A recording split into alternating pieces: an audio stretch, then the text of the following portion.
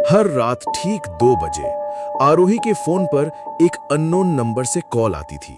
लेकिन सबसे डरावनी बात यह थी कि फोन पर आवाज किसी और की नहीं, बल्कि उसकी अपनी होती थी और वो उसे अगले दिन मरने वालों के नाम बताती थी।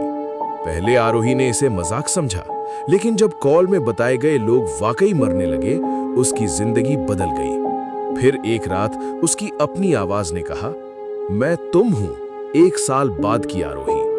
और फिर उसने बताया कि एक दिन आरोही खुद भी मरने वाली है।